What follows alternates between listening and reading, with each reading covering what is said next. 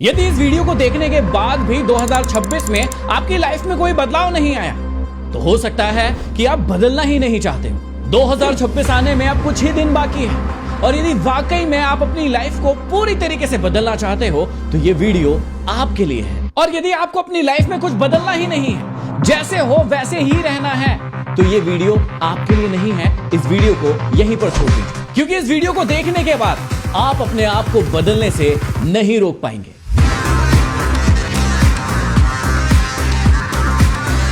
अब आते हैं सीधा मुद्दे पर कि आप अपनी लाइफ को कैसे बदल सकते हैं। और उसके लिए सबसे पहला स्टेप है, आपको यह समझना पड़ेगा कि चेंज और ट्रांसफॉर्म के बीच में क्या अंतर होता है। जब कोई लड़का या लड़की मोटा है और वो अपने आप को पतला दिखाना चाहता है तो क्या करता है? वो ऐसे कपड़ों का चुनाव करता है जिससे वो पतला दिखे और वो ऐसा बार बार करता है। इसे कहते हैं चेंज, जो कि थोड़े समय के लिए होता है, छोटा सा होता है और बाहरी होता है। लेकिन जब कोई लड़का या लड़की मोटा होता है और उसे लगता है कि नहीं मुझे पतला होना है, और वो हर दिन 1.5 से 2 घंटे जिम जाता है, अपनी डाइट को फॉलो करता है, मेहनत करता है और 1 साल में अपने पूरे के पूरे शरीर को बदल देता है, उसे कहते हैं ट्रांसफॉर्मेशन। अब बहुत समय से आप अपने आप को चेंज तो करते आ रहे हैं, बाहरी रूप से बदल रहे हैं, लेकिन उससे कभी भी कोई भी चीज परमानेंट नहीं होगी। आप ग्रोथ नहीं कर पाएंगे, आप हमेशा चेंज करते रहते हैं। लेकिन इस बार आपको अपने आप को ट्रांसफॉर्म करना है, बाहर से नहीं बल्कि अंदर से पूरी तरह से अपने आप को बदल देना। और इसके लिए मैं आपको 4 प्रकार की स्टेप्स बताऊंगा। पहले स्टेप में आपको अपने आप से 4 क्वेश्चन पूछना पड़ेगा। दूसरे स्टेप में आपको ट्रांसफॉर्मेशन के रूल को समझना पड़ेगा। तीसरे स्टेप में आपको अपनी बॉडी और माइंड के कुछ रूल्स को समझना पड़ेगा।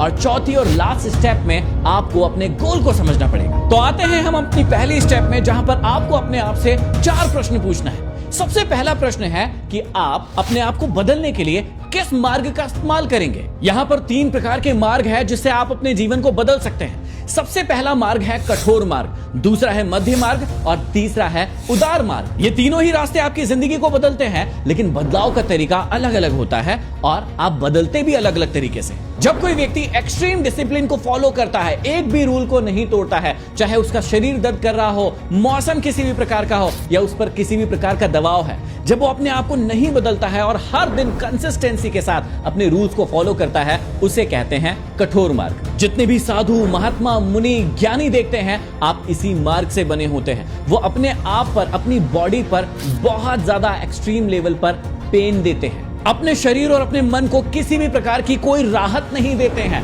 और अपने आप से काम करवाते जाते हैं। उदार मार्ग में व्यक्ति अपने शरीर और मन को बहुत राहत देता है, वो प्लेजर की ओर भागता रहता है। जब कोई कहता है कि ये काम कर ले तो वो उस काम को टालता रहता है और हमेशा बाद की बातें करता है। उदार व्यक्ति बहुत धीरे चलने वाला व्यक्ति होता है, इसके पास अपने लक्ष्य भी क्लियर नहीं होते हैं और वो सिर्फ अपना जीवन जीते रहता है और देखता है कि मुझे कहां से प्लेजर मिलता रहे। और इस प्रकार का व्यक्ति अपने जीवन में कभी भी कहीं पहुंच नहीं पाता है। वो अपने प्रति इतना उदार होता है कि कहीं नहीं पहुंच पाता। इन दोनों के बीच का एक मार्ग होता है जिसे कहते हैं मध्य मार्ग। इस मार्ग में व्यक्ति अपने साथ कठोर भी होता है, अपने दिमाग से और अपने शरीर से काम भी करवाता है, लेकिन अपने शरीर और अपने दिमाग को थोड़ा रिलैक्स भी देता है, उसे इनाम भी देता है और उसे थोड़ा प्लेजर भी देता है, और यही होता है मध्य मार्ग। इस रास्ते पर व्यक्ति अपने एम तक भी पहुंचता है और अपनी लाइफ को एंजॉय भी करता है, उसे लाइफ का असली मकसद पता होता है। तो सबसे पहले आपको इन तीनों मार्गों में से अपने लिए मार्ग डिसाइड करना है कि आप कठोर मार्ग में जाना चाहते हैं, मध्य मार्ग में जाना चाहते हैं,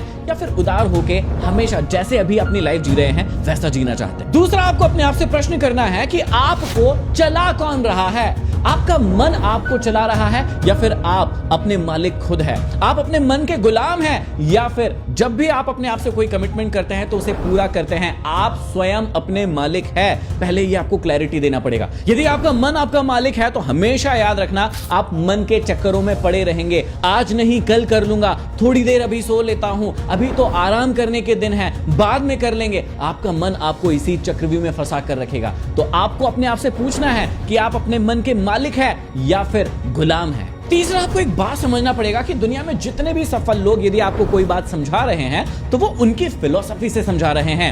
आपकी अपने जीवन में कोई फिलॉसफी है या फिर नहीं है, या फिर आप दूसरों की बातें सुन सुन के और अपनी फिलॉसफी बनाते जाते हैं। हमेशा याद रखिएगा, हर सफल व्यक्ति की अपनी एक फिलॉसफी होती है और वो अपने अकॉर्डिंग अपना मार्ग बताता है।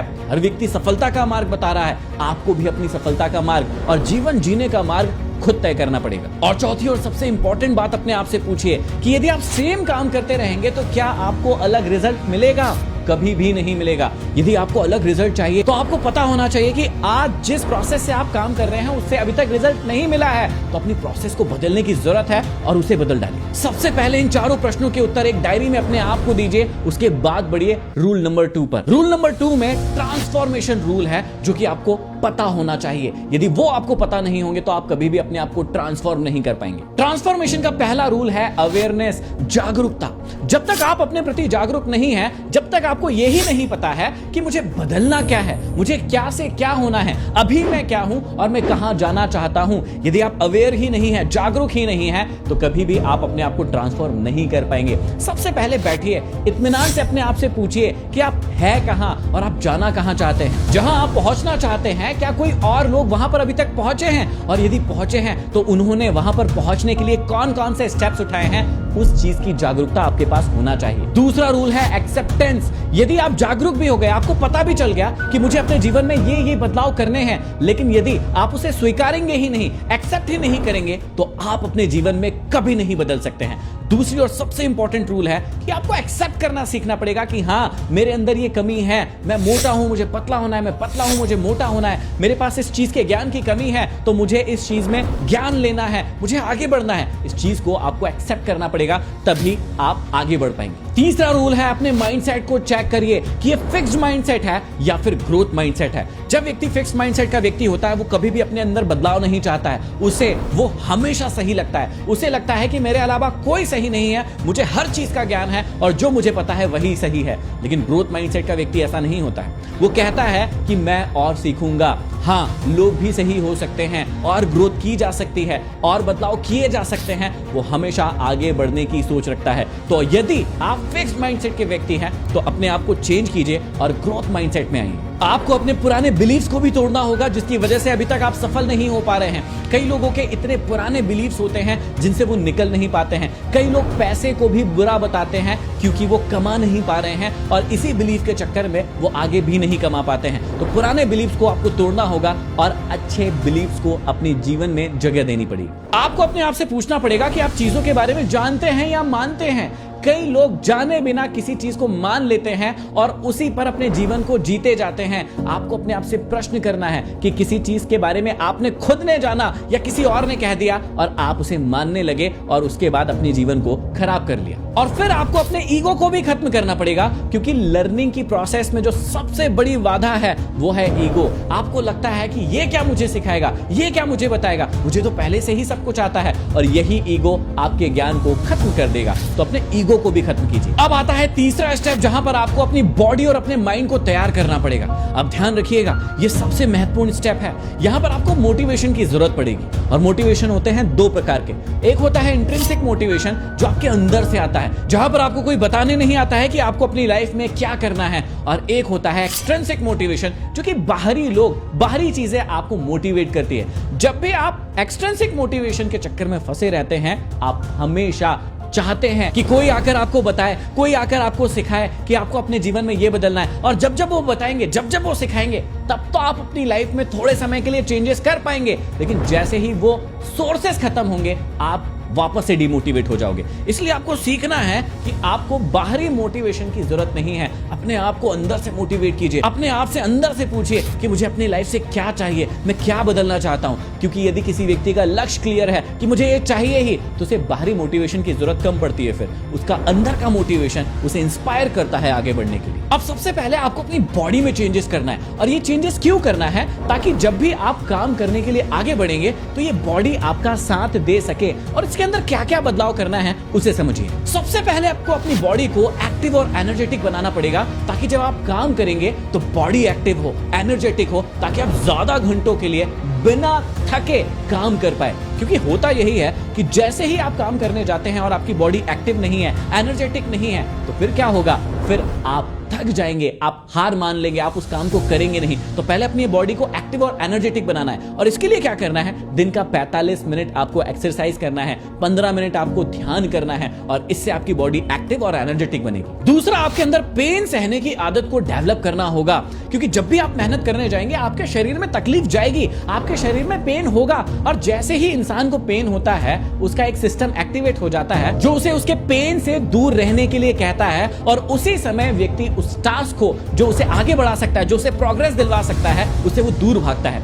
जब भी व्यक्ति जिम जाता है तो बड़े एक्साइटमेंट से जाता है, बड़े ही जोश के साथ जाता है, लेकिन 3-4 दिन के बाद जब बॉडी पेन बहुत ज्यादा होता है तो उसी 3-4 दिन के बाद वो जिम जाना छोड़ देता है। आपको पेन सहने की आदत को डेवलप करना पड़ेगा, क्योंकि पेन इज प्रोग्रेस। फिर आपको थकना नहीं है और प्रॉब्लम्स के लिए तैयार रहना है। देखिए, जितने भी सफल लोग सफल हुए हैं, आपको क्या लगता है बिना पेन के, बिना प्रॉब्लम के, थके हुए, हारे हुए, क्या वो आगे बढ़ गए होंगे? बिल्कुल भी नहीं।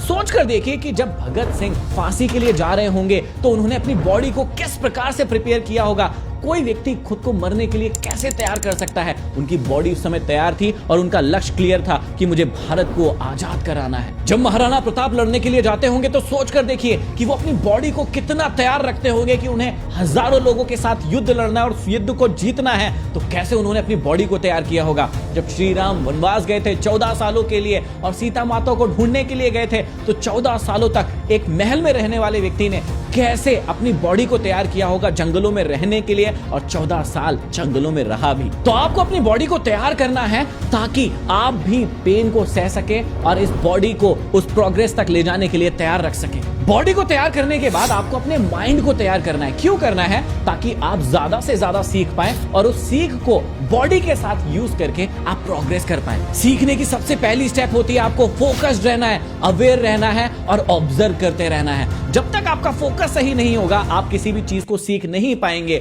और फोकस क्यों नहीं रहता है? क्योंकि आपकी लाइफ में बहुत सारे डिस्ट्रैक्शंस हैं। जैसे ही आपके मोबाइल का नोटिफिकेशन बजता है आप डिस्ट्रैक्ट हो जाते हैं। आप कोशिश करते हैं कि मैं फोकस करके पढ़ाई करूं या सीखूं, लेकिन सीख नहीं पाते हैं। तो आपको इन डिस्ट्रैक्शंस को खत्म करना होगा। तीसरा, आपको कंसिस्टेंसी और डिसिप्लिन को फॉलो करना पड़ेगा। कोई भी चीज एक दिन में आपको हासिल नहीं होगी। या तो 6 महीना लग सकता है, साल भर लग सकता है, 5 साल या 10 साल भी लग सकता है, लेकिन यही वो मोटिवेशन है कि आपको डिसिप्लिन और कंसिस्टेंसी के साथ काम करना होगा और आपको भरोसा रखना होगा अपनी प्रोसेस में, तभी आप ग्रोथ करेंगे और अपने दिमाग को डेवलप कर पाएंगे। चौथा, आपको मन के चक्कर से बाहर आना है, क्योंकि ये मन आपको हमेशा प्लेजर देने के बारे में कहेगा कि यदि पेन हो रहा है तो उस पेन से बाहर निकलो, आपके साथ कुछ खराब हो सकता है। लेकिन याद रखना, यदि आपके पास सही प्रोसेस है, सही प्लानिंग है, आपका लक्ष्य सही है, तो वो पेन आपके लिए प्रोग्रेस बनेगा। इन 3 स्टेप को फॉलो करने के बाद आपको आना है चौथे स्टेप पे, जो कि सबसे इंपॉर्टेंट है, और वो है द गोल। आपको अपने लिए एक लक्ष्य तैयार करना है कि आप किस चीज में बदलना चाहते हैं। आप हेल्थ को बदलना चाहते हैं, आप माइंड को बदलना चाहते हैं, आप अपने इमोशन को बदलना चाहते हैं, फाइनेंस को बदलना चाहते हैं,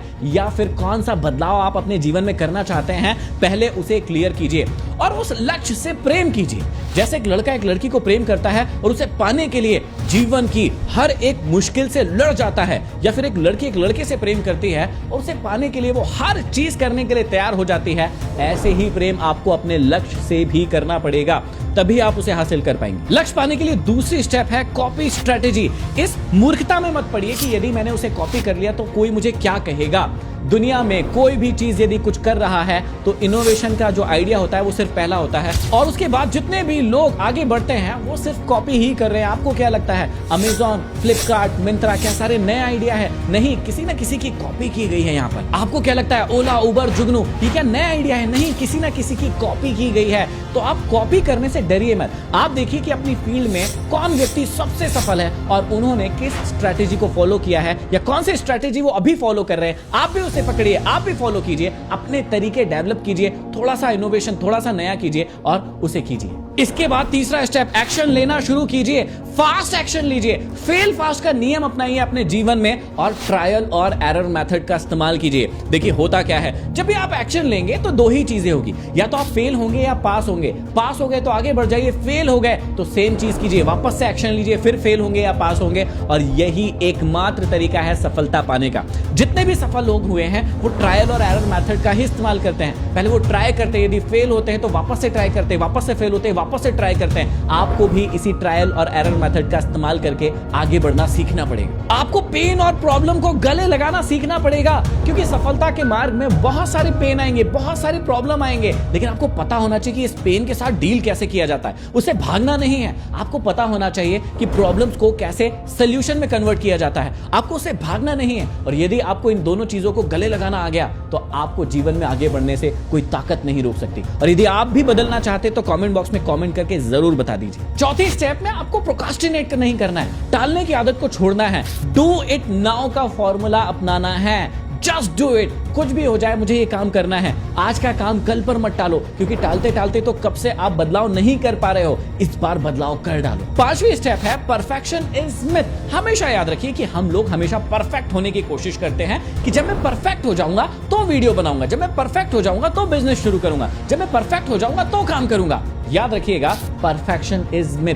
कोई भी व्यक्ति परफेक्ट नहीं होता है। वो शुरुआत करता है, गलतियां करता है, सीखता है और धीरे धीरे करके आगे बढ़ता जाता है। इस दुनिया का सबसे सफल व्यक्ति भी परफेक्ट नहीं होगा। वो किसी ना किसी चीज में इम्परफेक्ट होगा, लेकिन वो क्या करता है जिससे वो इतना सफल है? ट्राई करता है, एरर करता है और गलतियों को सुधार के आगे बढ़ता है। इसी में छठवीं स्टेप है ब्रेक योर कंफर्ट जोन। आपको आदत पड़ चुकी है कंफर्ट में रहने की, और जैसे ही आपको कंफर्ट से बाहर निकाला जाता है ना, आप तिलमिला जाते हैं, आप घबरा जाते हैं कि मेरी जगह तो ये है, यहाँ ये कैसे सो गया, इस बेंच पर तो मैं बैठता था, ये कैसे बैठ गया, ये चेयर तो मेरी थी, इसने कैसे ले ली। इसी को बोलते हैं कंफर्ट जोन, क्योंकि आप उस कंफर्ट जोन में हैं और जैसे ही कोई आपको वहां से निकालता है या निकालने की कोशिश करता है, आप घबरा जाते हैं। जबकि सफलता में हर बार आपको अपने कंफर्ट जोन को तोड़ना ही होता है, क्योंकि उसके बिना आप प्रोग्रेस नहीं कर सकते हैं। तो आप अपने कंफर्ट जोन को तोड़ते जाइए और आगे बढ़ते जाइए। और सातवीं सबसे इंपॉर्टेंट स्टेप है, अपने आप से फीडबैक लीजिए हर सप्ताह कि मेरे अंदर क्या सुधार हो रहा है, और नए एक्शन लीजिए जो चीज नहीं सुधरी है उसको सुधारने के लिए। और सबसे इंपॉर्टेंट स्टेप है, अपने आप को डेडलाइन दीजिए। जब भी किसी लक्ष्य को तय कीजिए कि मैं ये बनना चाहता हूं, मैं ये करना चाहता हूं, दूसरे लोगों ने कितने समय में किया है, उस समय को निश्चित कीजिए। इसे ही कहते हैं डेडलाइन के साथ एम का होना। यदि आपको लगता है कि एक साल में अच्छी बॉडी बनाई जा सकती है, तो आप अपने आप को एक साल की डेडलाइन दीजिए कि इस एक साल में मैं ये स्टेप उठा के इस बॉडी को ट्रांसफॉर्म करूंगा। आपको यदि ये लगता है कि इस एक साल में मुझे 1 करोड़ कमाना है, तो ये स्टेप उठा के मैं इस साल में 1 करोड़ कमाऊंगा। तो आप अपने आप को डेडलाइन जरूर दीजिए एम के साथ, ताकि आपको पता रहे कि वो चीज उस समय तक पूरी हो पाई है या नहीं हो पाई है। और इस बड़े से बदलाव को, ट्रांसफॉर्मेशन को करने के लिए आपको चाहिए है अच्छा माहौल। यदि आपको लगता है कि आपका माहौल अच्छा नहीं है और उसे अच्छा बनाना चाहते हैं, तो डिस्क्रिप्शन में 2 लिंक है, एक टेलीग्राम चैनल की और एक व्हाट्सएप चैनल की। आप दोनों को ज्वाइन करके रखिए, क्योंकि हम इस ट्रांसफॉर्मेशन में आपकी मदद करेंगे, वो भी फ्री में। अभी जाइए वहां पर और हमें ज्वाइन कीजिए। ये वीडियो हर उस व्यक्ति तक शेयर जरूर कर दीजिए जिसे आप बदलते हुए देखना चाहते हैं, जो अपने जीवन में अभी तक संघर्ष कर रहा है और कुछ बन नहीं पाया है। अभी शेयर कीजिए। यदि चैनल पर नए हैं, सब्सक्राइब नहीं किया है, सब्सक्राइब कीजिए, ताकि ऐसे ही पावरफुल वीडियोस आपको मिलते रहे। अगले वीडियो में फिर मिलते हैं, तब तक के लिए आप सभी का धन्यवाद।